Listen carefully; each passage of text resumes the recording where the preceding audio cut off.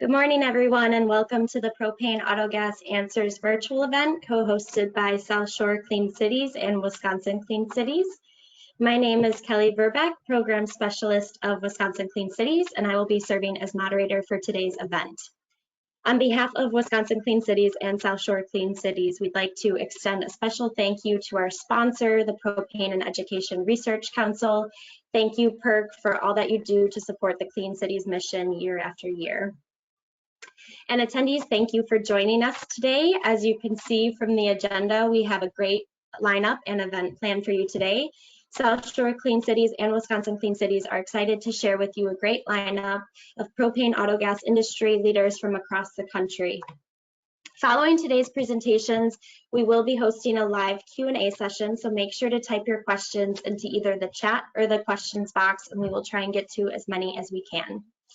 Today's presentations and a recording of this webinar will be available on the Wisconsin Clean Cities website and South Shore Clean Cities website following today's presentations. And don't forget to check out all of the events that we have coming up. I'd like to start things off by turning things over to Stephen Whaley, Director of Autogas Business Development for the Propane and Education Research Council. Welcome. Kelly, thank you very much. And I know we have a jam-packed agenda here. So if you don't mind, I might go a little quick and just make a note of any of the questions that come up if it's not understandable. And we will cover that later by one of the other presenters, as well as our customer fleets that are actually using propane, because I'd much rather you hear about them. But let's back up just for a second. I know we're talking about propane today, but let's pretend like we're talking about any energy source that might be able to be successful in implementing as an alternative energy to gasoline and diesel. What would the criteria of that be? Would it, I mean, even if it's CNG, biodiesel, electricity, propane, fuel cell technology, what are the main elements that are the key to that success? What's that recipe look like? Well, it boils down to at least these four things, but I think these are the main four things. It has to be cleaner, it has to be less expensive, it has to perform just as well or better than what we're trying to displace, and we have to have a lot of this energy to make a difference. We have to be able to capture all of it to do that. So how does propane line up in that recipe? Well, we'll see today that propane is the most cost-effective energy source for reducing nitrogen oxides, so that dirty stuff that comes out of our tailpipes and hurts our respiratory system and our ozone level. We are the lowest total cost of ownership of any fuel. That's not just alternative fuels, that's all fuels together in that medium duty space. We certainly don't compromise on performance, not even on the range. And my favorite part about this whole thing is we have more propane in these United States than any other country in the world.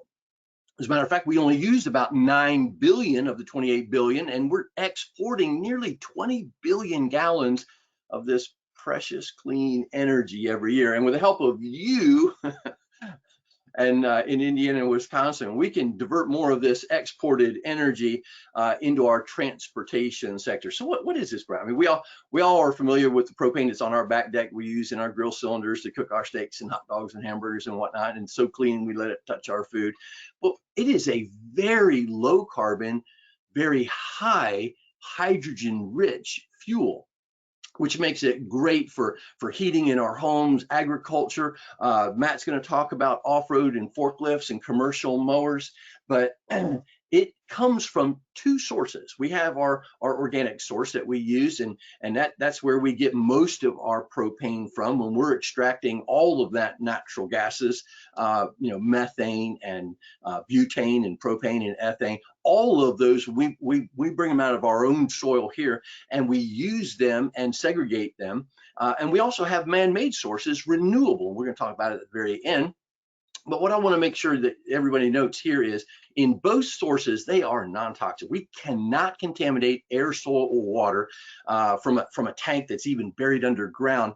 Much like with gasoline and diesel, you have that risk of it seeping into water sources and ground. That can't happen with propane. When it does, escape from a vessel that we have, it immediately evaporates into the air. So it's very safe and non-toxic. We're going to cover all these things, and you're going to hear the answers of why fleets choose propane at the very end with John and Beth and Rob, and they'll be touching on these things as we're going forward. What I want to note here is every energy source has a path to zero.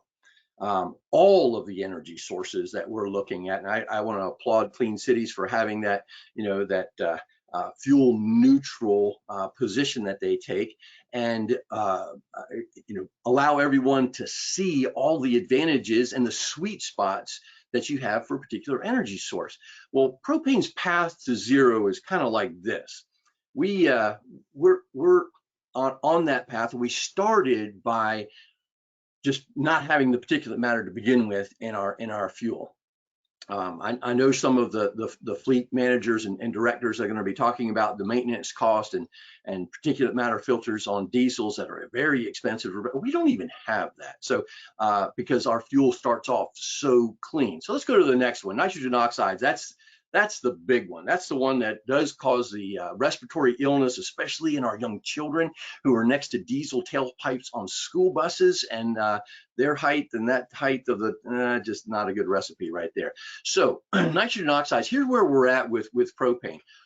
When Volkswagen, that whole settlement thing and kind of got messed up, they were busted by University of West Virginia. Now, University of West Virginia is pretty strict in their uncovering things.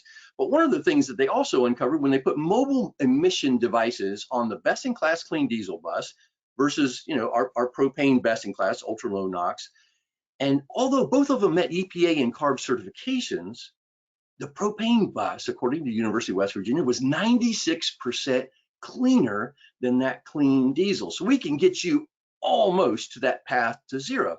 Now, make no mistake about it, there's no vehicle on the planet now that is at zero if you account for upstream and downstream emissions, of which we have to today. The last one is the greenhouse gases. That NOx is the immediate tailpipe right at the vehicle that we are very concerned about for everybody being around. The greenhouse gases affect that climate change globally, and we have to reduce that carbon. That CO2 is the one that's the most of it. And we have some great news, and I'll show you that with some new technologies that were coming up. So fuel and maintenance cost reductions, you're going to hear this from our fleets that are on here, but I'll just say that propane is always less than gasoline and diesel, and has been, and moving forward, different regions of the country have different places. And I do want to note that Autogas, which is the term that we call propane when it's used in a transportation fuel, has different pricing than when you're filling up a grill cylinder at Ace Hardware. Okay, that volume and that specific use allows for the movement of it being in large quantities to bring that price down. And I'll let more of the fleet directors tell you about what they're paying for it. But one of the others is the advantage of the maintenance cost. Well, if you don't have the need of DEF or diesel exhaust fluid, then you don't have to have it on your vehicle, you don't have to maintain it, and you certainly don't have to buy it to put it in there. You also don't have any of this.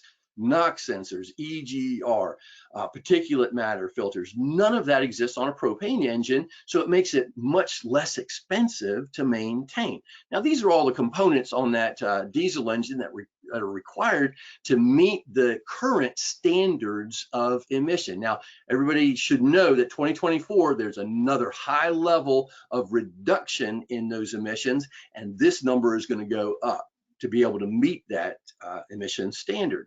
But in the preventative maintenance side of this, and we can ask some of our fleet directors how theirs is going, but the labor and the material for an oil change on a propane engine is substantially less than one for diesel.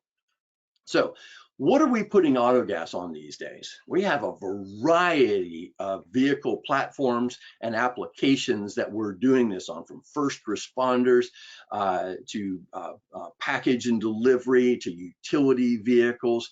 But let's take a look at quickly those who are providing those solutions. We have a lot of them across various manufacturers and platforms. Roush Cleantech is one of those. In that medium duty space, We see all of the F series from 450 all the way up to 750, on the E series from the 350, and even the strip chassis for trolleys and package, the step van. But school buses has been a tremendous application for Roush CleanTech. Freightliner custom chassis has the S2G, which is like the M2 version of Freightliner's chassis, but with a PSI 8.8 liter engine, which is also ultra low NOx certified. We have Alliance Autogas with the Prins system for taking existing gasoline vehicles in hundreds and hundreds of vehicle platforms. And I think Rob's going to be talking about his Prins systems on his vehicles a little while. ICOM is another aftermarket system that can be put on existing gasoline vehicles. Campbell Parnell exclusively for the Isuzu Cabover, and LKQ is one of their huge customers around the country. They have 4,000 vehicles and they're on a trek to get all of them converted over to propane. So make no mistake about it, our biggest success story is in the school bus arena. All three OEMs offer propane autogas as an option to order straight from the factory and making that work.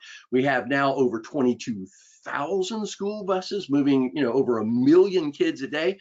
But my favorite part about the stats here is we have 1,000 school districts and contractors that are using it. And once they start, they don't stop. They make all their new purchases on propane moving forward because of the fuel cost savings, the maintenance savings, and everything else. But let's take a look just so we know. And I'm singling out Bluebird here only because they provide all 4 of these energy sources. So if you have a diesel equipped Type C bus that pencils out at $100,000 for the options that you're going, on a national average, propane's about $6,000 more. Natural gas is about $34,000, and the electric version is substantially higher. And that's one of the reasons why when you take funding sources like Volkswagen, the yellow here is the number of vehicles deployed, school buses deployed under that settlement. And you can see we can put a lot of vehicles on the road for that green area for roughly the same amount of money as some of the alternatives here. Just to give you an idea, I'll pick on Texas and California. Both of them spent a large sum of money to reduce nitrogen oxides. California, not quite, but almost twice as much. But why did Texas have so much more NOx reduction? Well, they took the clean cities route. They have a view of all of the above in the best scenario of those options, where California is a little bit more narrow with wanting to electrify everything. So what are the high growth markets that propane has coming on the horizon after school buses? And actually, it's not even on the horizon. I think it's right in our face now. All of them have medium duty applications at class 3 through 7. That's our sweet spot. We can do very light duty vehicles, but electrifying those is very cost effective, and we're able to provide the grid source for it. Now, not all light duty vehicles. I mean, some first responders that have to have a much higher increased range, as well as the resiliency of a biofuel system if there's a storm or any other thing that's going to put the electricity on the downside. But our sweet spot is in that medium duty, where you're having a heavy vehicle using a lot of fuel and having to go more than just a short metropolitan area route. Food and beverage is in here. Nestle Waters is a big use. They have over 1,000 of these water delivery trucks. That's a heavy load, and they're moving all day long, short stops and delivering. Schwann's has over 4,000 propane powered vehicles in their fleet. Paratransit is another, not the articulating buses in the metropolitan area, but every county in the United States has to comply with the American with Disabilities Act, and they need to go door to door, moving their communities people in their community to doctors and to get groceries and things like that. There's about 51,000 paratransit vehicles nationwide, and we'll be hearing from Beth in her paratransit. But we have over 7,000 of these vehicles operating on propane autogas now, and the cost difference, just like with the the school bus, there's a substantial savings with going with propane to get us 96% of the way there for a very small cost. Parcel package. We all know about UPS and FedEx and DHL and their high use of propane vehicles. But a newcomer to this in the parcel package is the United States Postal Service's independent contractors. Now, everybody knows the post office delivers the first and last mile, but the miles in between, 70 of the 92,000 routes, are done by independent contractors that are moving the mail between postal distribution centers. And these folks are using over 1,000 gallons of fuel a month in these class 6 and 7 trucks. They're able to go a long way. Now, Chris and Roger are going to be talking about infrastructure, how we can move this around, the temporary setups, the fuel stations, the large capacity if you have hundreds of vehicles. But one of the things that I just kind of like to mention in the infrastructure part of it is it's one of propane's highlights because it's so low cost. We have a variety of pieces of equipment to do all of this. And it's very safe with the new technology. It's a click on, click off, no eyewear, no hand wear for protection. But if you're getting a system, it's about $40,000 worth of equipment for doing up to 50 vehicles, pumping 10 gallons a minute, 24 hours a day. But unlike some of the other infrastructure, which is a lot more expensive and it's fixed, ours is very, very scalable. Same dispenser can be used for a fleet of 5 or 6 up to 100 or 200, and we're just changing the tank size that's behind it. And so we're able to make that happen. But when you go outside your area of your own fueling station, the Department of Energy's All Fuel Station Locator, which is the app on your phone that I used just yesterday to drive from Indianapolis to Blacksburg, South Carolina in a Class 6 truck that I had a picture of earlier because we were taking it to the annual convention for all the postal contractors and they wanted to see it. So we stopped once in Lexington to refuel at one of the U-Haul facilities. That's one of those red dots there like you see on the screen, and was able to make it all the way up there and back because it had a 400-mile range. And then we also have the DOT, the Department of Transportation, has the alt fuel corridors that were labeled for propane, and those are growing all the time. But we're not sitting on what we've done with our successes. We are developing new technologies. The second largest engine manufacturer in the world, Cummins, has produced a purpose-built propane engine that has some incredible statistics. This high compression ratio engine is extremely efficient and very powerful. That green line at the top of this screen here shows where propane is, and the black line is actually diesel. So we surprised everybody with having more horsepower and more torque than the diesel engine when we maximize the octane level of propane and all of its compression ratio characteristics. We also, in this efficiency, produce 25% less CO2 than our next best. So we're not only on the engine side, but in the fuel side. And renewable propane is now being introduced. And my favorite aspect of all the bios that go into renewable is its low energy conversion. It is, again, a byproduct of an energy, very low energy, because we're already converting these things to biodiesel and all this, and we get the byproduct. And so we're not spending a whole lot of energy to create it. Our two main sources are REG down in Louisiana now, which is increasing its capacity by 3 times in the announcement I read 2 weeks ago. But we also have DME, dimethylethanol, in Southern California that's being produced through digesters, which has a carbon intensity of minus 272. So when we do a blend of that, it produces carbon neutral. So let's take a look real quick on the greenhouse gas life cycle analysis between propane, and we're not comparing to diesel anymore because the new baseline standard of cleanliness is electricity. Okay, so let's take a look quickly at where electricity comes from. You can take a peek at your state there and who's doing coal, who's doing natural gas, and biomass, and who's doing nuclear and who's doing hydro where rivers are. And sorry, I apologize for the map not showing here the way I would like it to. But we also have the carbon intensity of the electric grid. Now, a lot of people don't think about the extraction of all the energies that go into that grid, but when we add up the grams per megajoule of carbon intensity, it contributes to all of that, not just the power generation, but then the transmission, and then also the charging of vehicles from that. Now, this map is trying to show you the carbon intensity comparison of propane to the electric grid. Unfortunately, for some reason, it got cropped a little differently here. But propane has a national average carbon intensity of 79, where the grid has a national average of 154, depending on what state you're in. You can see Wyoming has a high degree of coal, and so its carbon intensity is a little bit higher.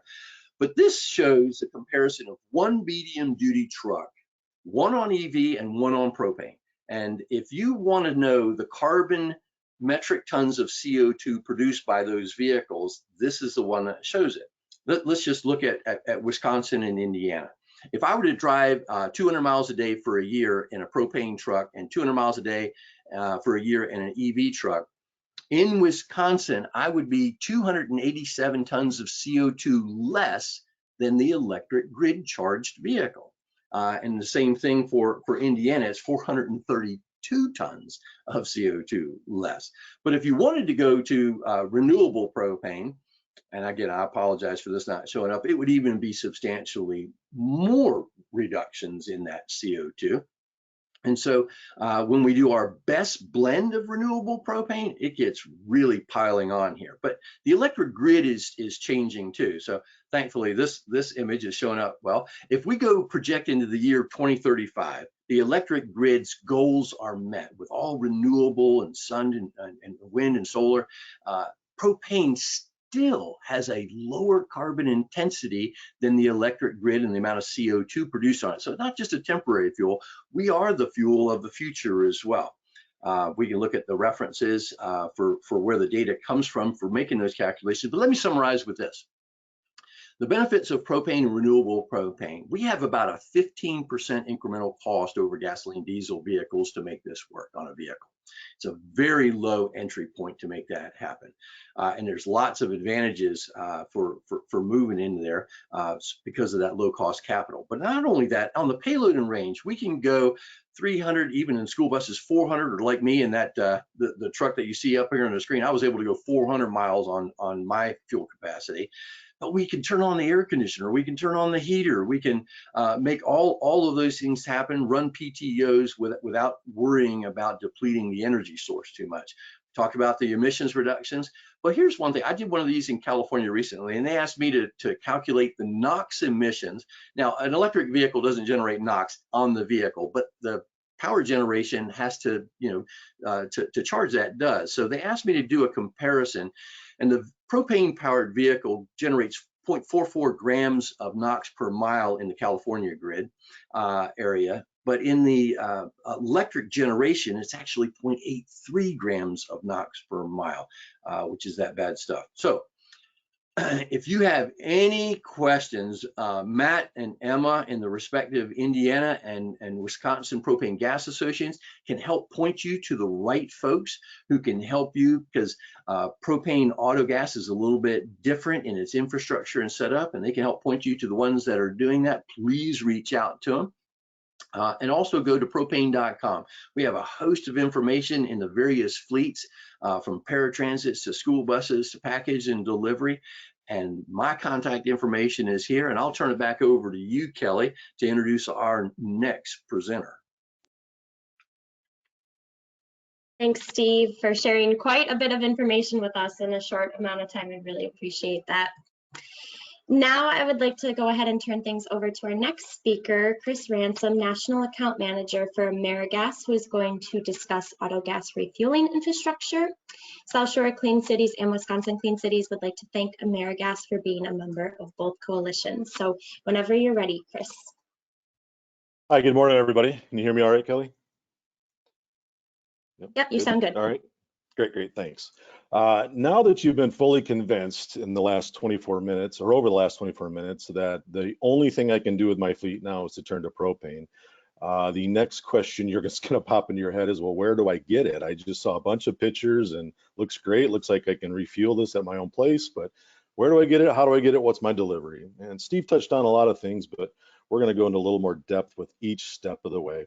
Like I said, I'm Chris Ransom with AmeriGas Propane. We're the nation's largest propane company. Of the 9 billion gallons that are used every year in America, we use over 1 billion of those. But there's plenty of opportunities, like Steve said, another 20 billion that we could be using domestically, and more importantly, using those in our vehicles to help shape the potential for success in the future with our environment. So say you just want to get your feet wet. Say I only have one vehicle. This is something we can do for you where we come in on a daily basis or on a scheduled basis for you, and we fill directly off of our vehicle. This is something that works really well for the folks that don't have room for a station at their facility.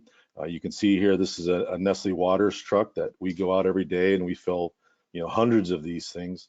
We find that in industrial strip malls, more or less, or in small industrial parks, or in larger fleets in small spots, giving up even as much as a parking space can sometimes be a challenge. So we do make this option available to you. Not our preferred way of doing things. Certainly, this is more of an insurance policy in my way of customer service, but it is something we can do. And like I said, even with one vehicle, we can set this up for you. Next slide. So now you're looking at, depends on what kind of vehicle you're running, we can install a station with just one vehicle. Like I said, if you don't want to, you don't have the space, we can go with the direct fill. However, we do like to have the station on your facility so that it's available to you 24/7, right? It's always there for you, it's always on, and it's much easier for us to fill a giant bulk tank like this than individual tanks. So the cost is incredibly more in the customer's favor with this methodology. But you see here, these are a number of pictures from Indiana and Wisconsin that I took some. These are the good ones that don't have snow in them. But you'll see on the next slide, there are some units that we put in even during the winter. The unit to your screen left upper would be a unit that we put on an island. You can see it has 2 hoses, so we can fill from either side.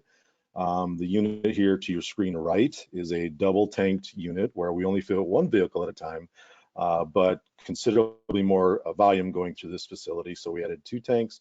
And then there at the bottom, your screen center, that's 3 tanks with dual hoses on each cabinet. So we could fill 6 vehicles at a time.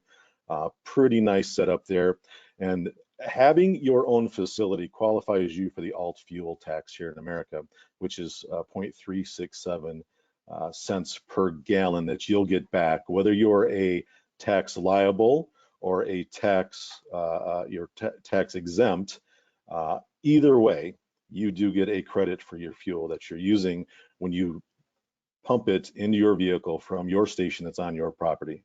There is also a alt fuel property credit that's available if you do incur any cost during the installation of your station. Next slide,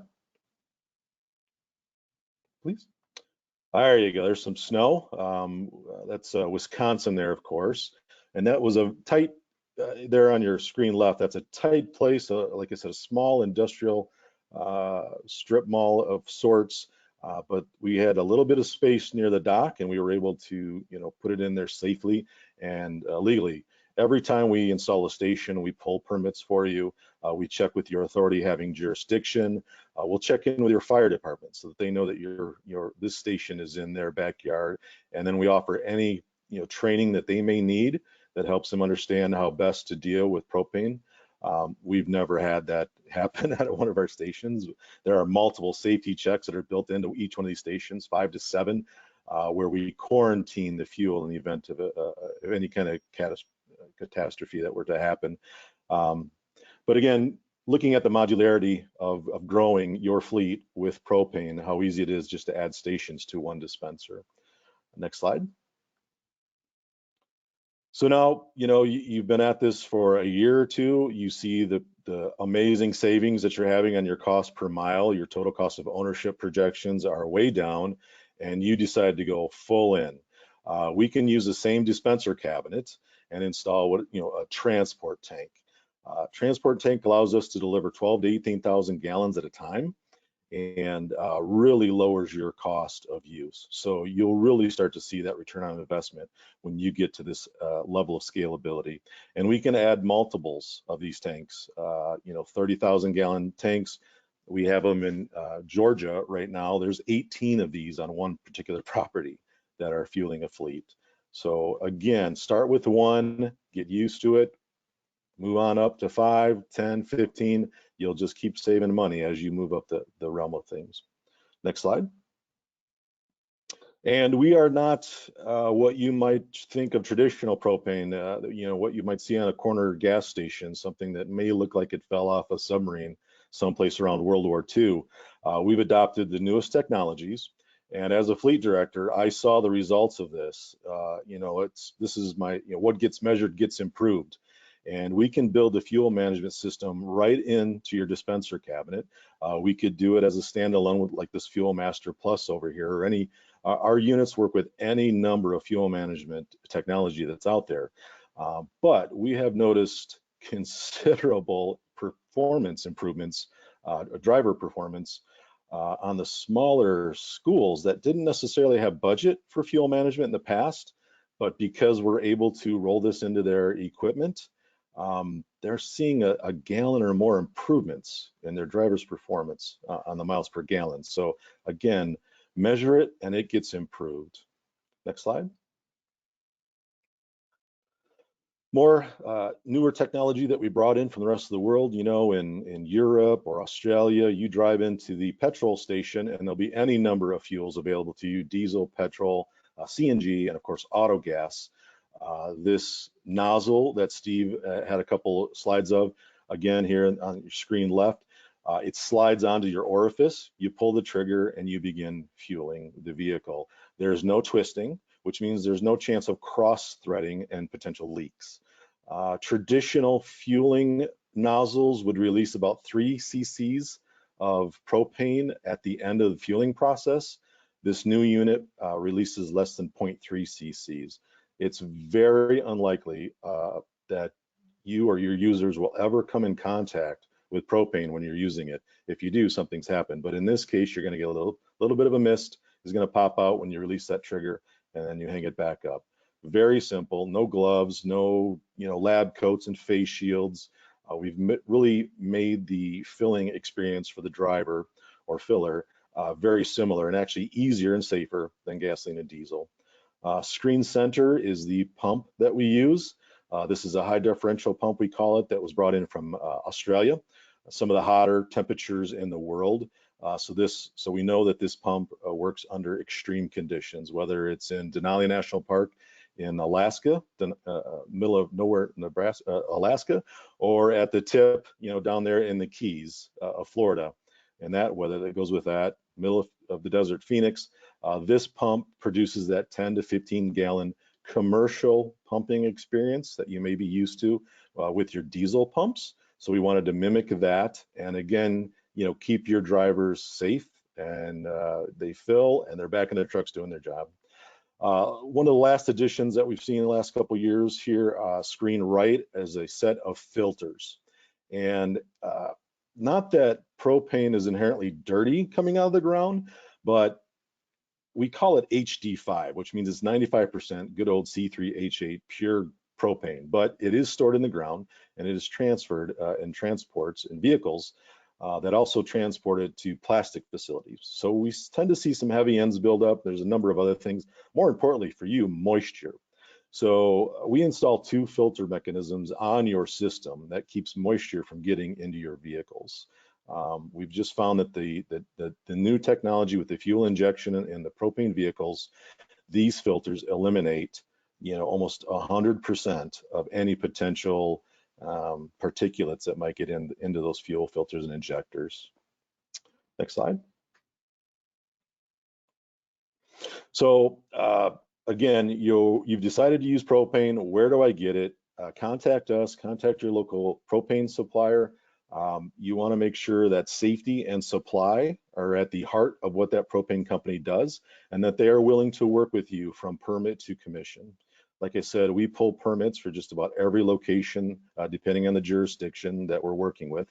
But even if we don't have to pull a state permit or a local permit, we do work with an authority having jurisdiction and let them know what we are doing in their backyard.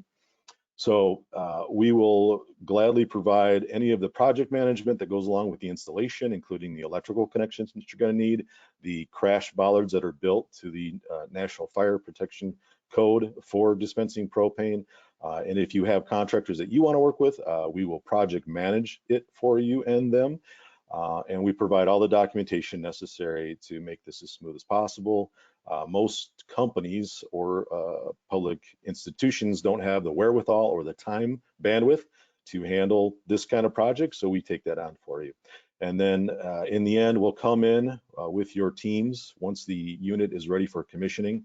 We'll do a couple-hour training, do a bunch of hands-on, and cover any Q&A and try to dispel any myths that might be around the propane experience, and just kind of, you know, get the driver comfortable with using something that, you know, they probably don't have any other familiarity other than their grill, as it were, right? So from permit to commission, you know, you want somebody who's going to help you move through this transition much easier than not. Okay, next slide. That's it for me. Tried to keep it short and sweet. Like I said, I'm Chris Ransom. I'm the National Autogas Manager for the National Accounts Department at AmeriGas. Is also sometimes considered a strategic accounts department. So whether you're a national company like Home Depot or Nestle or UPS or FedEx, or you're just a single location, every Autogas facility is strategically important to not only propane, but us here at AmeriGas. So thank you, Kelly, and I'll look forward to Q&A at the end. Thanks, Chris, for sharing your expertise with us, and we'll welcome you back for the Q&A session. So I'd now like to turn things over to Matt McDonald, Director of Off-Road Business Development for the Propane Education and Research Council. So whenever you're ready, Matt. Yeah, thank you, Kelly, and good morning, and thank you, Steve and Chris, all good information. Yeah, I'm Matt McDonald. I'm the Director of Off-Road Business Development at PERC, the Propane Education and Research Council, and I really appreciate you just giving me a few minutes here to just talk a little bit about off-road. We've spent some time on road, but as you'll find, there's about every equipment available in the off-road side of things that you could either buy straight from an OEM or convert. Next slide, please. So I wanted to talk with you just a little bit about some mowers. And first, when you look at the landscape business and the contractors, you know, they have to do things that make sense for them. So if you look at kind of just a high level view of what they do on a daily basis, obviously they've got their daily operating costs, they've got seasonal labor issues, equipment is only getting more expensive. And then in some markets, depending on where they're at, they could have an oversaturated market, and that all that does is just drive their margins down. So we look at they look at bids and whether emission restrictions are involved in some of the bids that they're out there looking for. And then we know, talking with these folks as well too, that downtime is certainly a revenue killer with them too. So next slide, please. So we want to be able to help these landscapers out, not just give them an alternative green fuel option, but we also want to be able to give them multiple benefits of how propane can help. So obviously reducing your fuel costs. So if you do something like converting your fleet of mowers to propane, it's got to make sense. So obviously there's going to be some savings over gasoline and diesel.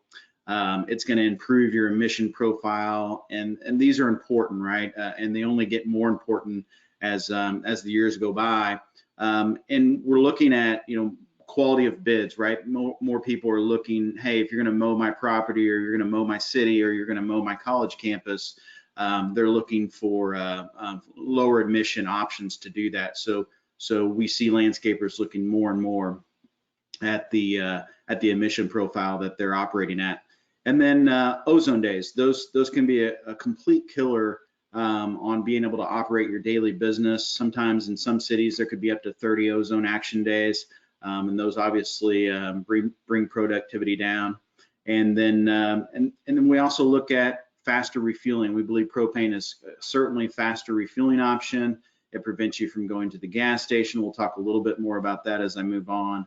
But you're able to have your fuel on board, and in most cases, as we talk through this, you'll see you can have your fuel brought right to your shop.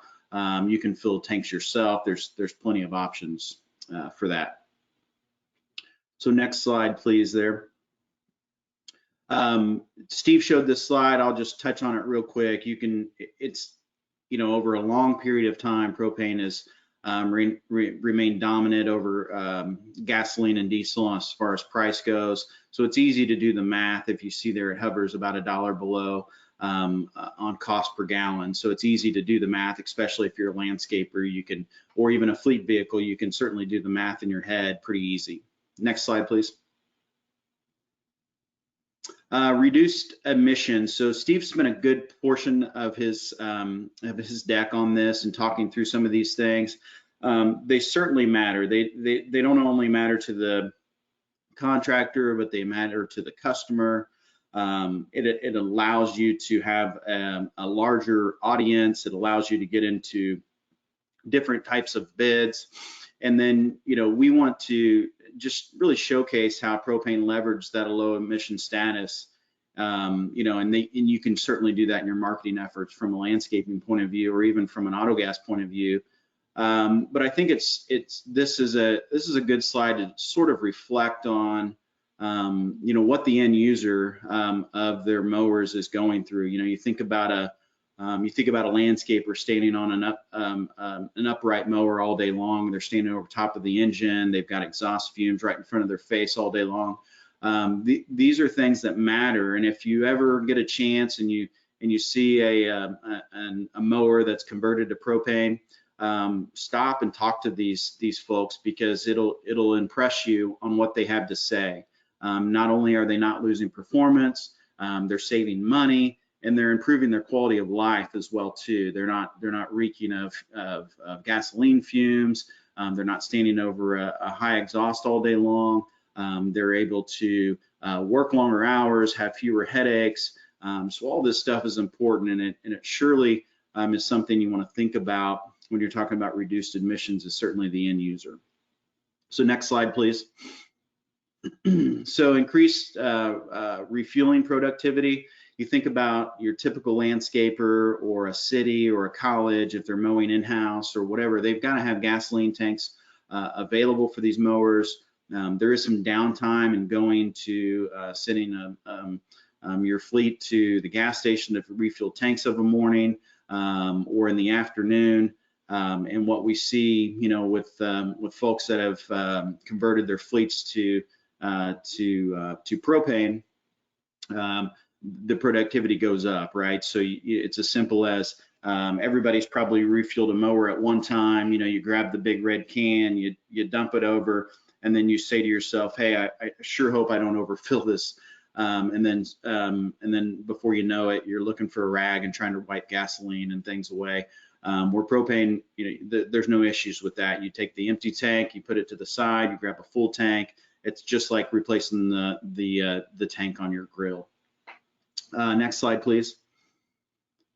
So you've got some options for refueling, and Chris did a great job of showcasing a lot of those options you have out there. For instance, the city of Kansas City, I was a propane marketer for years. They converted a lot of their fleet over to propane.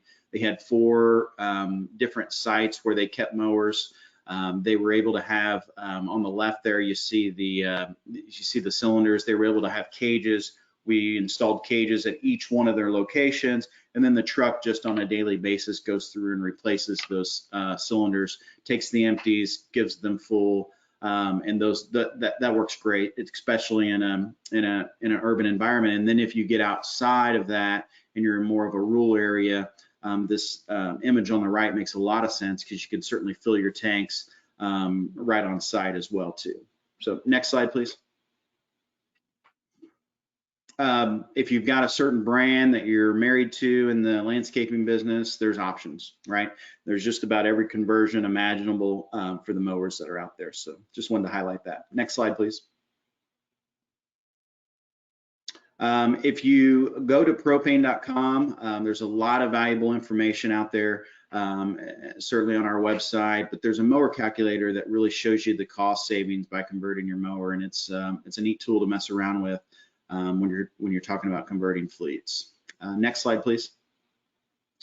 You can go to the next slide. So yeah, I wanted to just highlight some of the rental equipment available. Like I said, there's just about every equipment available out there in propane. You can see in the top left-hand corner here, you've got some concrete equipment. These are ride-on trowels. And think about a lot of this stuff, like this concrete equipment, they're operating not only outdoors, but indoors. So they go to a fuel like propane, where gasoline and diesel, you just can't do those things with. They're working long hours. I'm sure you've seen logistics buildings going up all over the country and in the Midwest, and these are 800 to 1 million square foot buildings that are going up, and they've got to pour concrete in those facilities. And in the winter, when they lock those up and they start building walls and roofs and pouring concrete in there, they certainly look for an alternative fuel like propane to be able to do that with. You can see the landscaping equipment there on the golf course. You see wood chippers. You see the floor buffers in the center there. You'll see those at all your grocery stores and Walmarts, and those are resurfacing and polishing equipment as well too. Next slide, please. I think it'd be just relevant just to touch base on power gen just a little bit here when we talk about the off-road space and where propane fits in. And you know, you talk about backup and stationary and remote and all these other power options out there.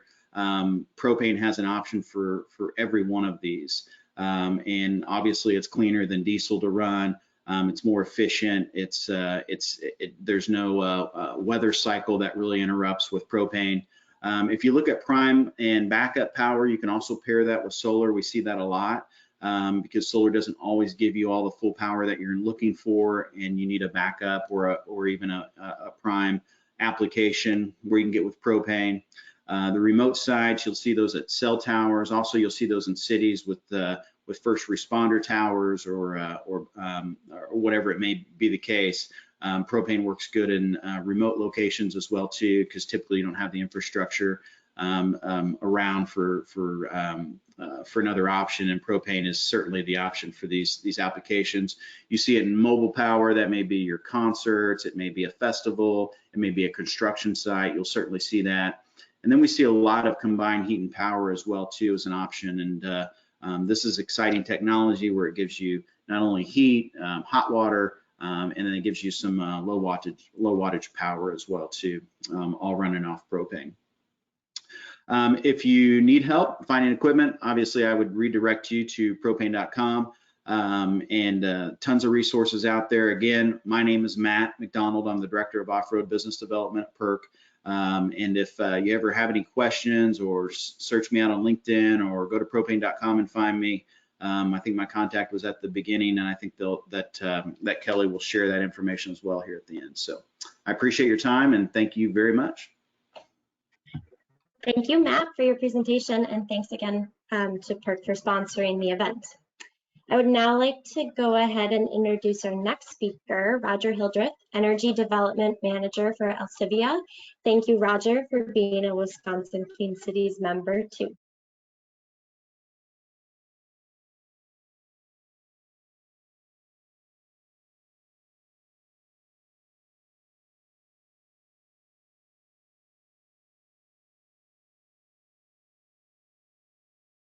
Roger, it seems like you are muted.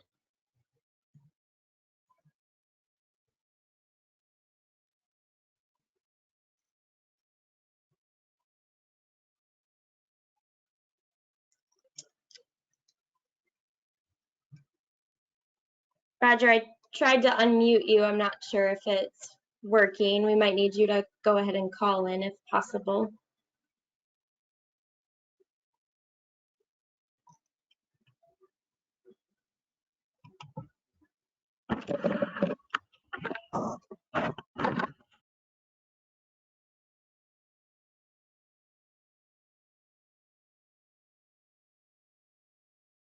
Kelly, can you hear me now? Yes, we can. Oh, great. Sorry for all this technical difficulty here. No, it's fine. Go ahead whenever you're ready. All right, sorry about that. That cut into my time, so I'll make it quick. Yes, I'm Roger Hildreth. I'm out of Alcivia, formerly known as Landmark Services Cooperative, headquartered out of Cottage Grove, Wisconsin. But also this spring, we went through a merger with Countryside Cooperative out of Durand, which is in the northwest corner of the state. And so we pulled both cooperatives together, and now we're known as Alcivia going forward. So we do have experience building private autogas refuelers for different companies we work with, but about a year ago, we partnered with Wisconsin Clean Cities to build a public autogas dispenser along the I-95 or I-94 corridor through Wisconsin for the M2M project, also known as the Michigan to Montana project. Fortunately, Alcivia had a location close to I-94, which was our Pump 24 in Cottage Grove. So after we went through the application process, were approved for a grant, we went ahead and built this propane refueler as you see now. We're almost completed with it. We just have some programming of the dispenser to be completed because this refueler will be set up just as our convenience stores for the public that will be able to run their credit cards through, just as if they're dispensing gasoline or diesel. Wisconsin currently has not passed the public dispensing law, but there are other options that are available to us that we are working with. And I know there is a lot of pressure on to get that passed. In addition to that, for the fueling of the vehicles that are passing through Wisconsin through I-94, it is also going to help us fuel our internal fleet at Alcivia. We currently have 2 Ford F-150s running on propane, and we have 2 more that are waiting to be converted as well.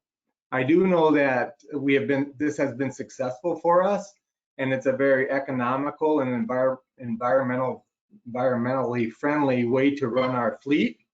So I'm sure as vehicles come on board throughout the years, we will continue to convert them to propane. In addition, this refueler will also be available to companies, fleet companies, municipalities, school buses, police departments, what have you, that are Cottage Grove, Madison area. We will be able to provide local training for those companies or operations, and they'll be able to fuel at the dispenser at any time that is convenient for them. And as another nice benefit for this and partnering with Wisconsin Clean Cities is that now with a merger with the Countryside Cooperative out of the northwest corner, and they are also along the I-94 corridor. I'm also looking forward to the opportunity to build another dispenser up in that area. We do have locations that are close to that, and that will also help the public traveling through. But then also, as I mentioned earlier, you know, the companies and opportunities we have around Cottage Grove, we will also be able to offer those up there in that area as well. So that's all I really have to say about this installation we put in, but we're very happy and very pleased, and we appreciate working with Wisconsin Clean Cities on this. Thank you.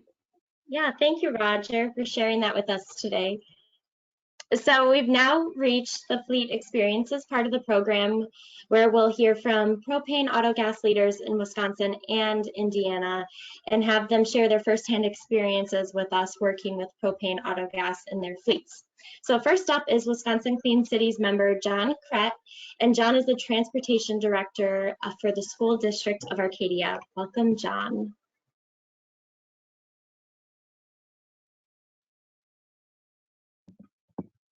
Good morning, everyone. My name is John Krett. I'm the Transportation Director and School Bus Mechanic for the School District of Arcadia. I also serve on my local town board and the School Bus Association board in Wisconsin. I own and operate a small beef farm with my family.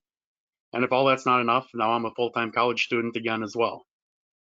Today in my presentation, we're going to go over how propane has been the perfect fuel source for our district buses. It's been a great solution, both environmentally and financially.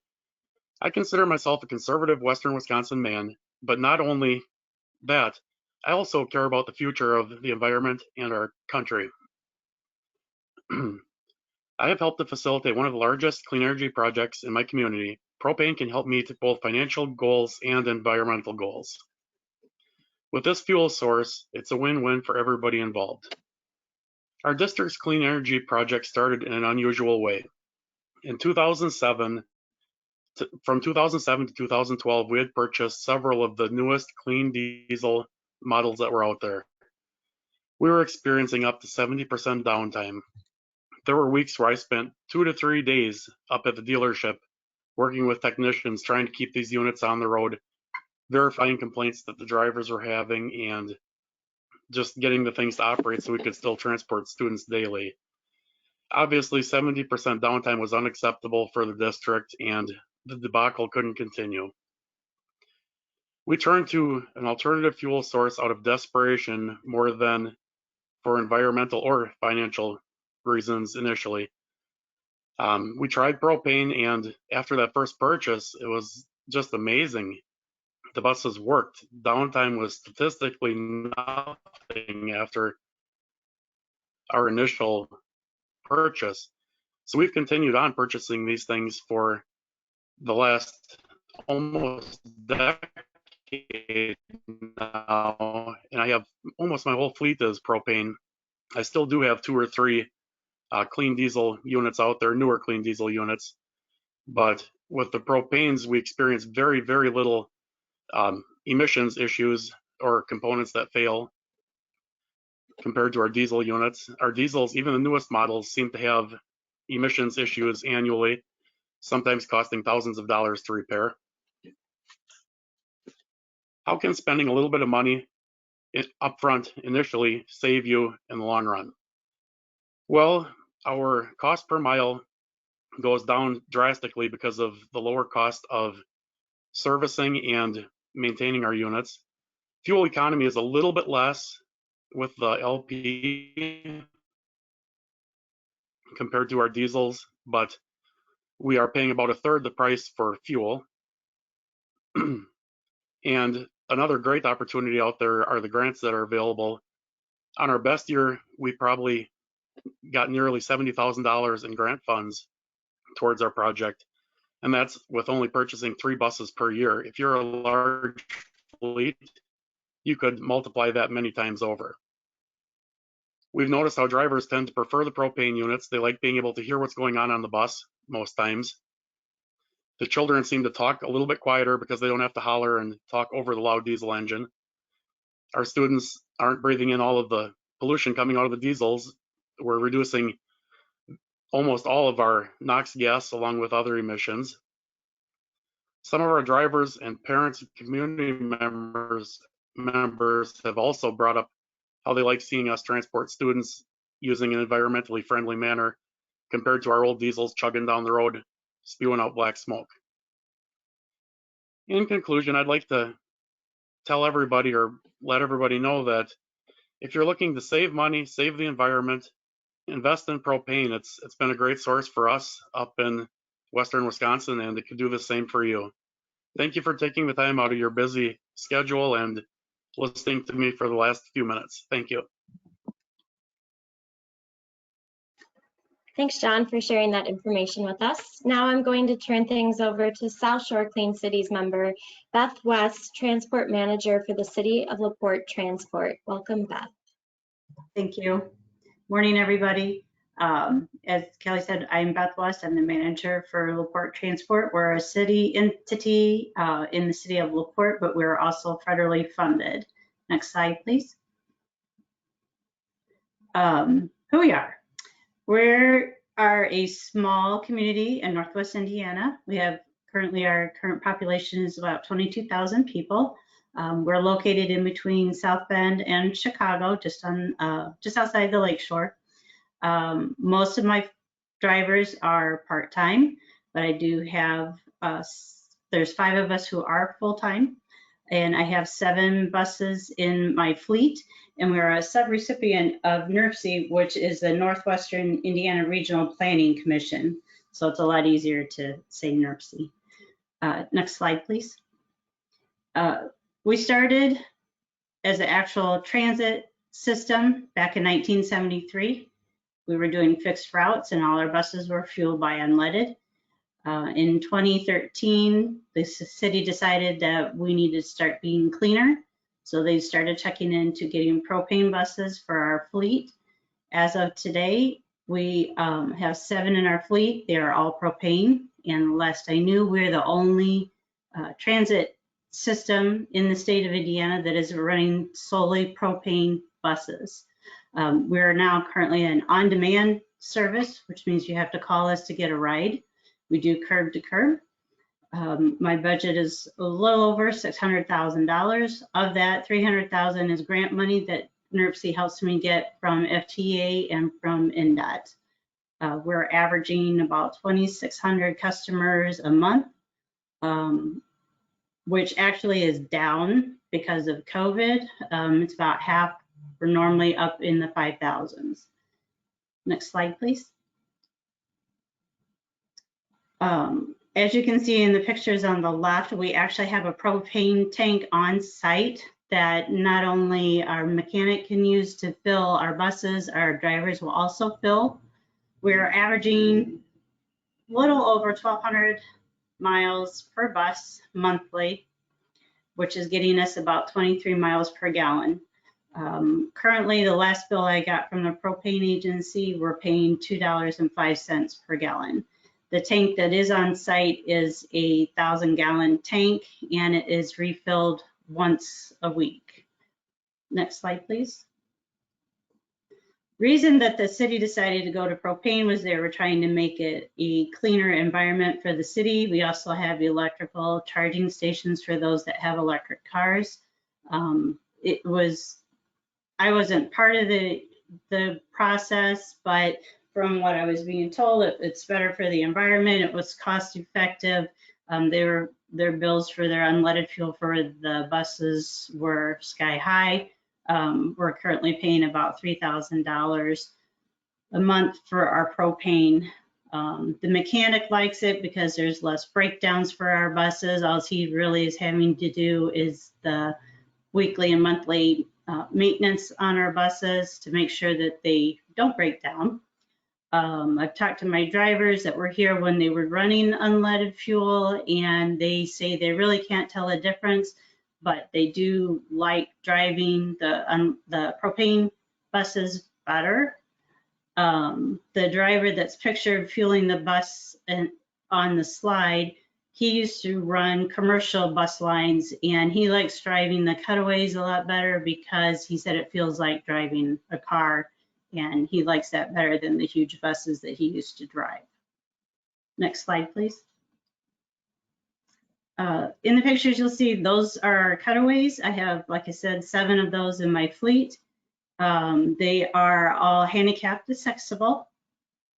They're the system that's put into it for the propane is a Roush system, which was talked about by other presenters. It holds 64 usable gallons. I just priced out 3 new buses, and for the package for the actual propane system in the bus, it's running close to $23,000. The bus that's in the picture is one of our older buses, but our newer buses are 22 feet long, bumper to bumper. If we fully load them, we can take 12 ambulatory people and 2 people in wheelchairs. Right now, we're doing half capacity, unfortunately, due to COVID. Next slide, please. That's it in a nutshell for our department. If you have any further questions, I will be more than happy to answer them if I can. If not, I definitely can find the answers for you. Thank you. Thank you, Beth.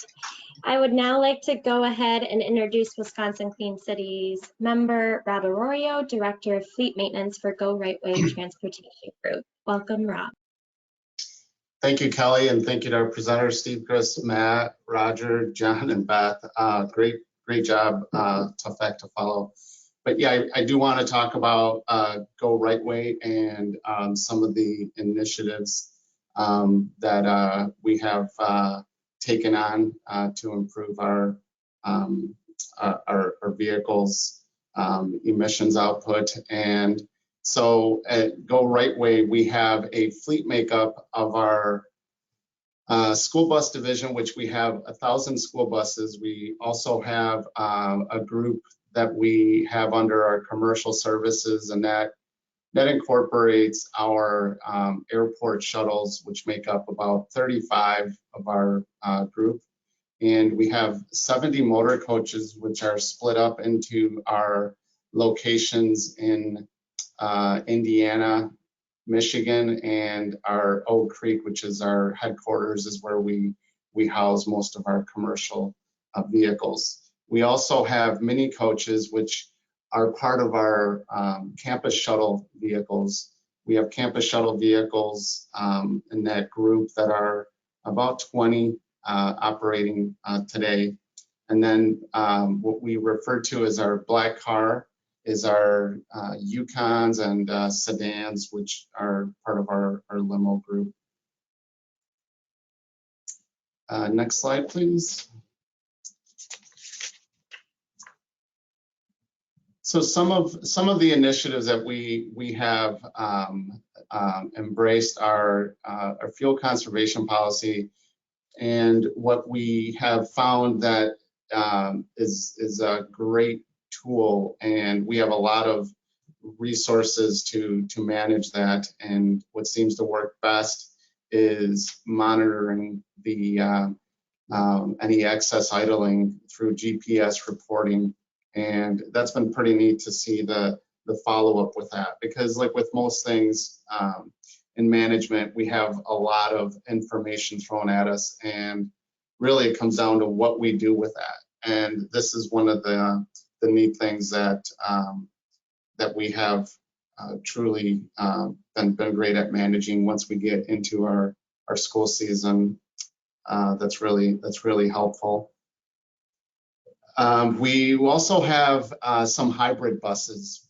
We don't have too many of those. We have five right now that we're running. Those are our Freightliner buses, which are diesel powered, and again, those are a hybrid option that we considered.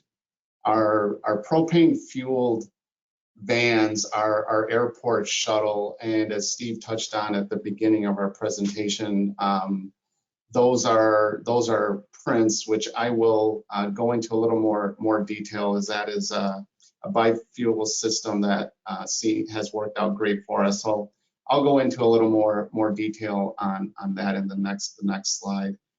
We have 130 propane buses, which make up Roush, PSI, and the Prince system in our locations in Oak Creek, Mequon, and also in our La Crosse location, we're running those 130. Next slide. So here's a sampling of our propane vehicles. So we have the small buses on the right, and the Roush systems that I touched on are in those Bluebird buses. So we have a good sampling and have a pretty good gauge on the benefits and reliability of some of these, which one I'll go into in this next slide.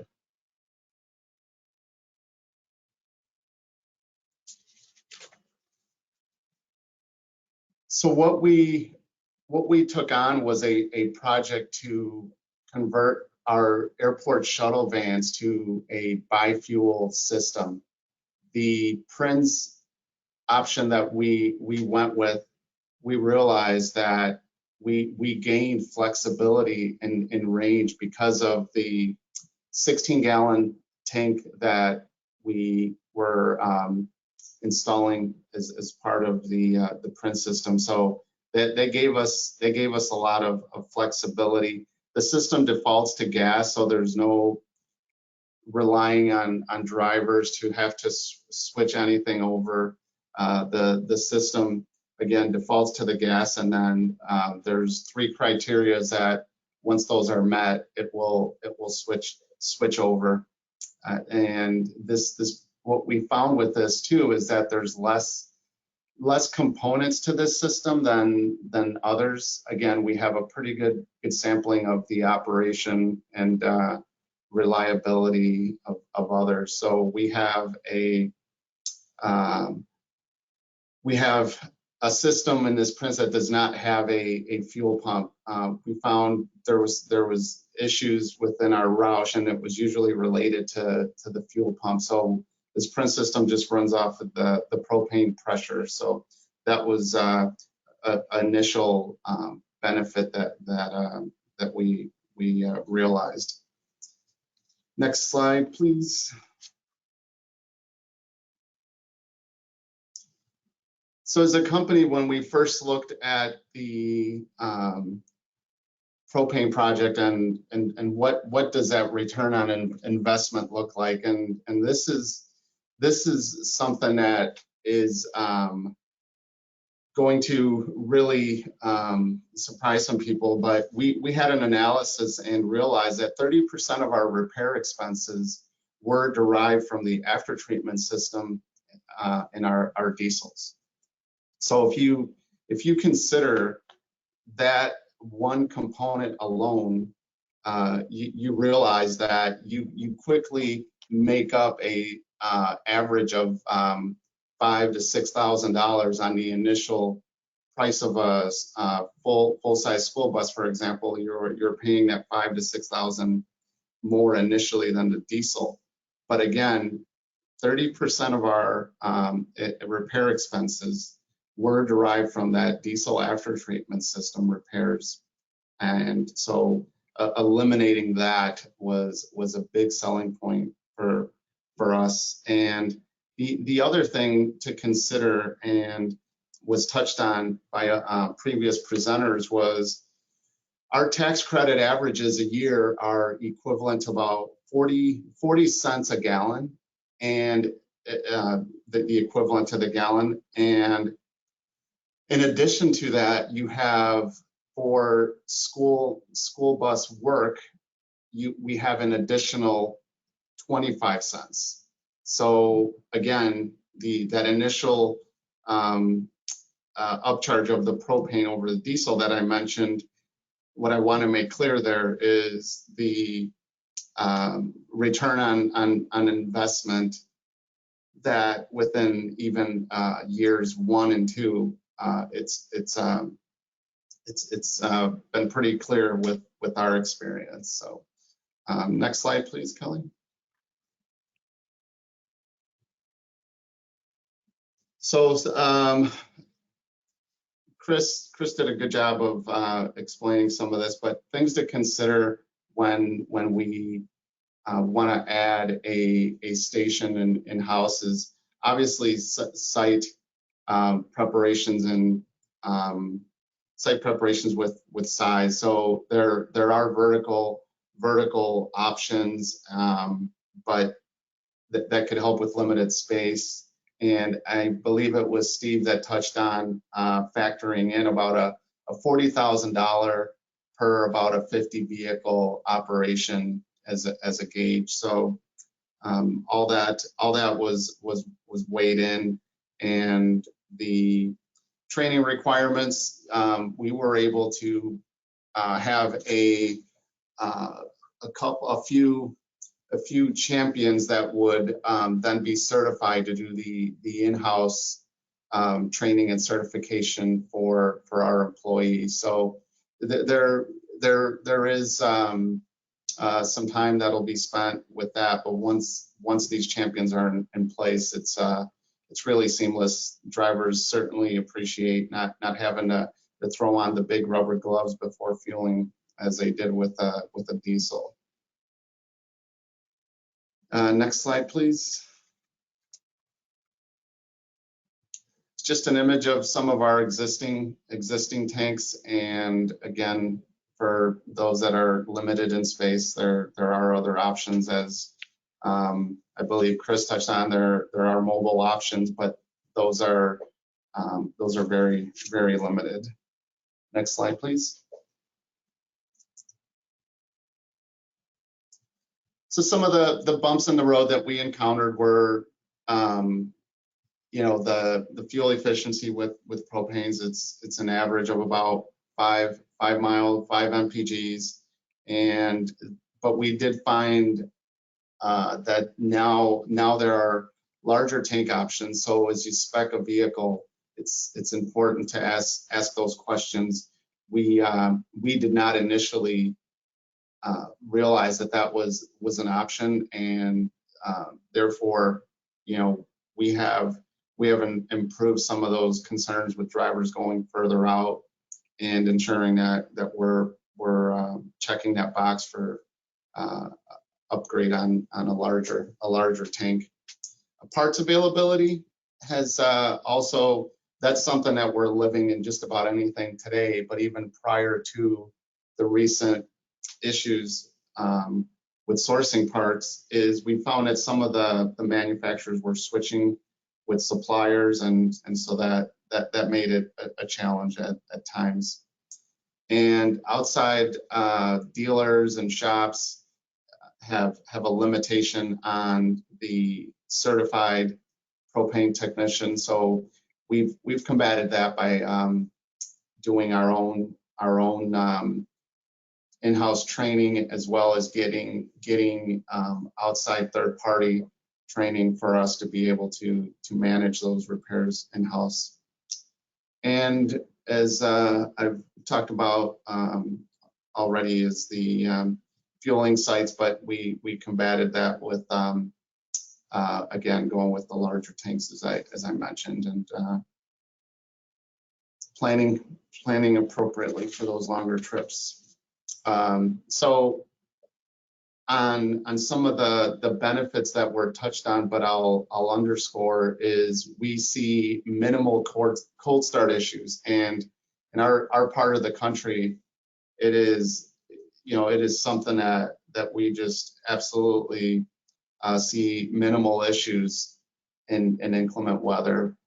You don't, you know, with our diesels, we're constantly having to manage cold start teams, and you know, stressing about the inclement weather and the fuel gelling issue with diesels. We found that when we did have issues with some of our propanes, it was more related to batteries and not so much engines themselves.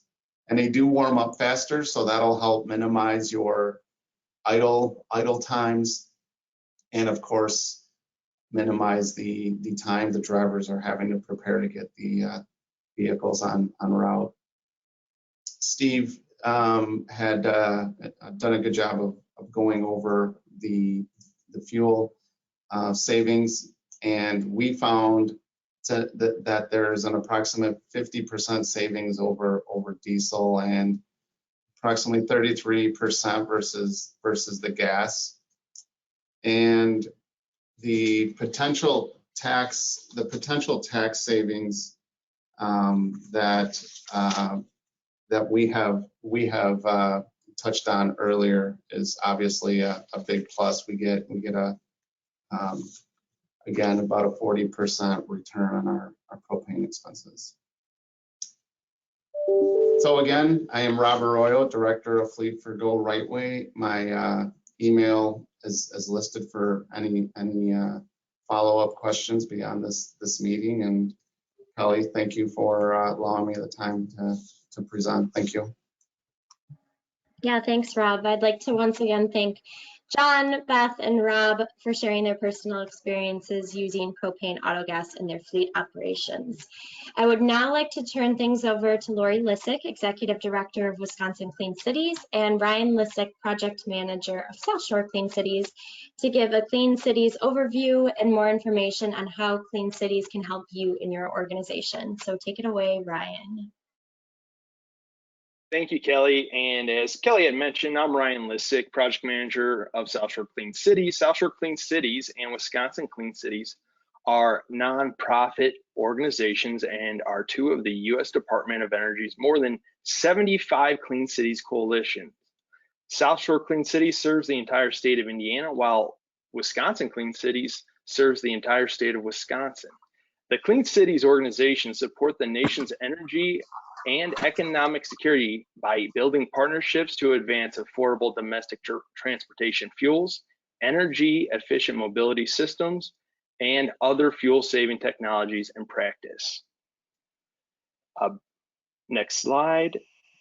Both coalitions achieve this in a number of ways, including the advancement of alternative fuels, alternative fuel vehicles, and sustainable vehicle technologies such as electric vehicles and their charging infrastructure.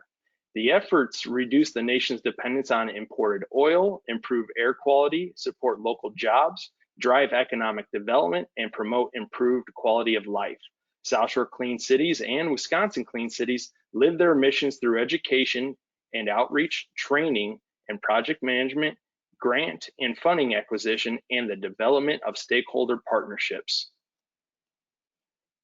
Now, South Shore Clean Cities is currently involved in several notable partnerships and projects, including the Indiana Volkswagen Environmental Mitigation Trust Fund Program, the Vehicle Charging Innovations for Multi-Unit Dwellings, also known as VCI MUD program, the Helping America's Rural Counties Transition to Clean Fuels and Vehicle project, and the Michigan to Montana I-94 Clean Fuel Corridor project, which Lori will discuss in more detail. Now at South Shore Clean Cities, we have the Green Fleet program, and it is a statewide and serves fleets across the state of Indiana. The program works with fleets to help break down the barriers to alternative fuel and electric vehicle adoption with the support of fleet audits, educational events such as today's webinar, and support for funding applications. The goal of the program is to improve the environmental performance of public, private, and nonprofit vehicle fleets in Indiana.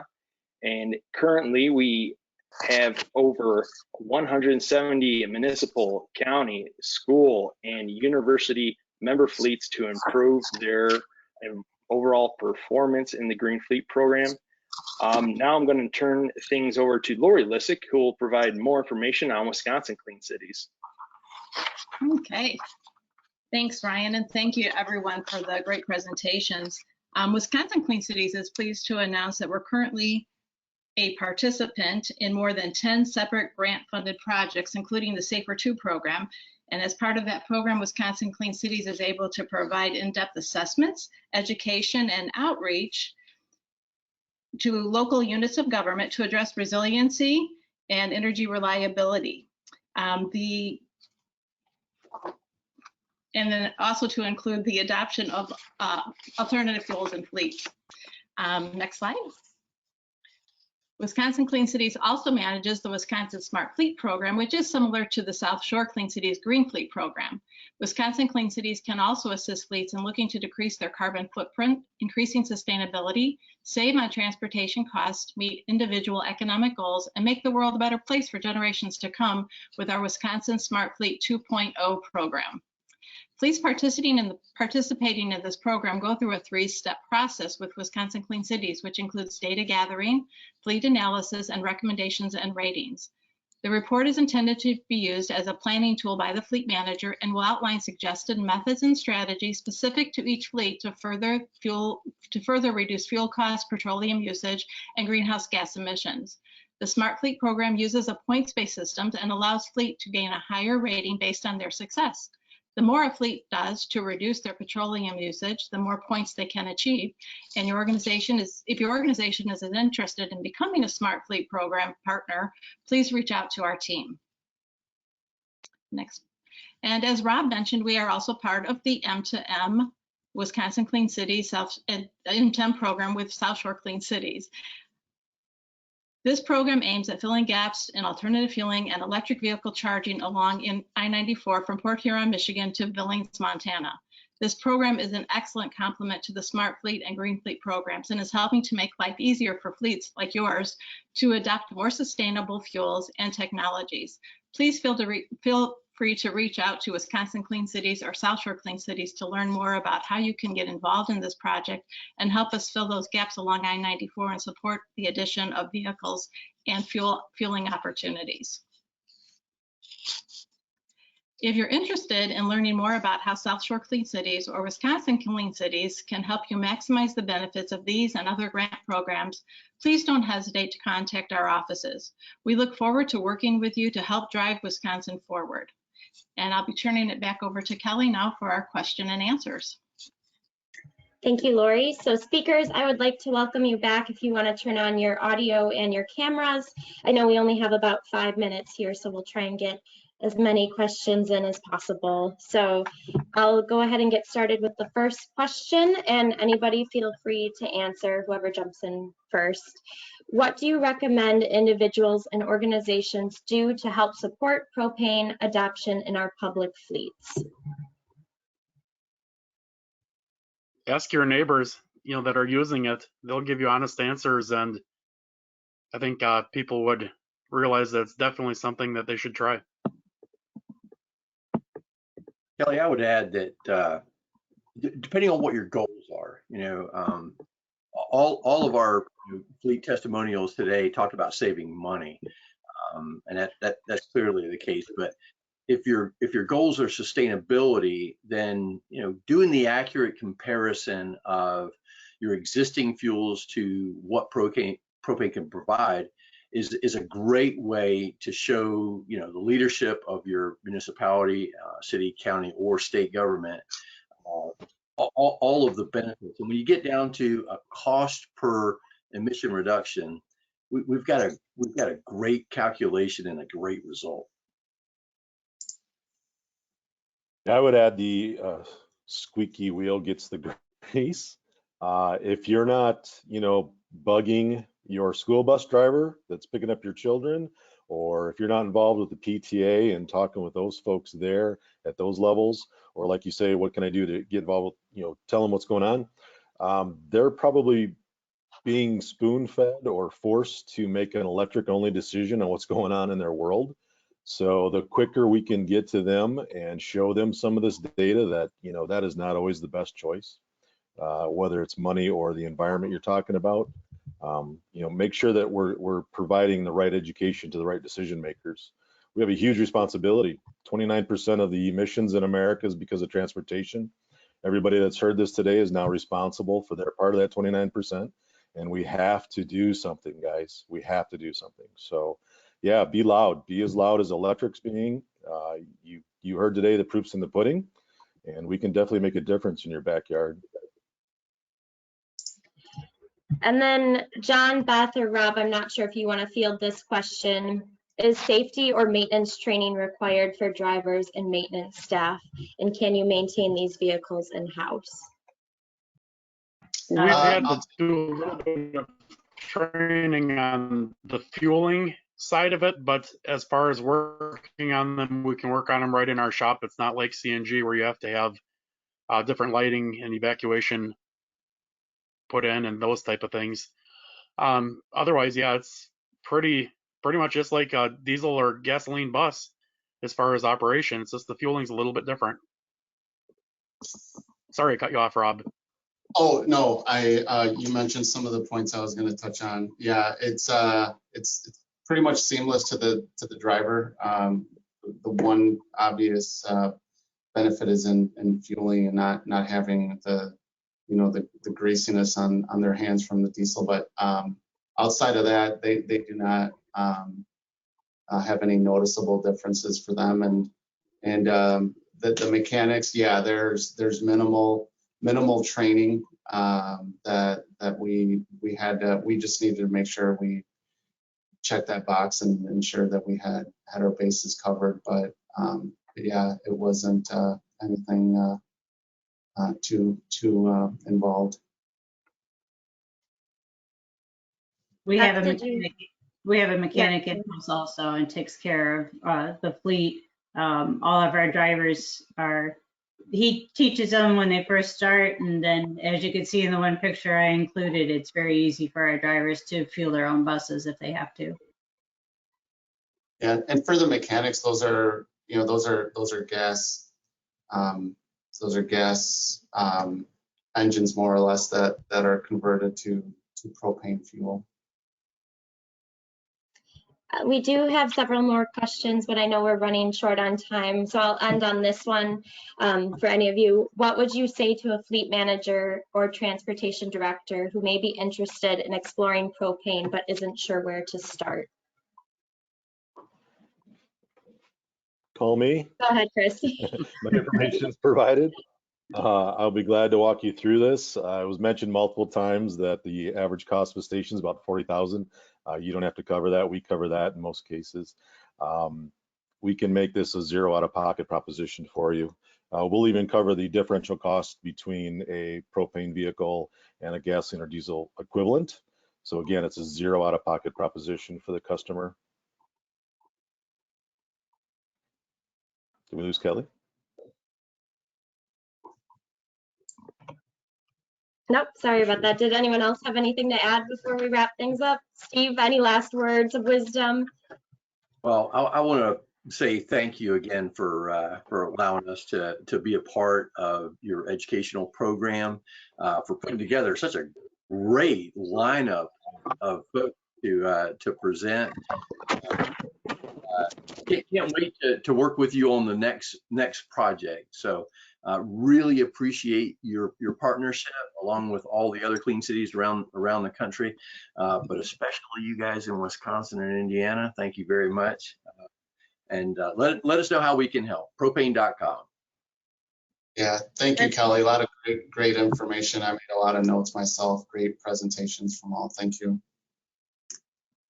Yeah, thank you. And thank you again to our speakers for taking the time to do this webinar. Just as a reminder that the session is recorded and will be posted on South Shore and Wisconsin's Clean Cities websites.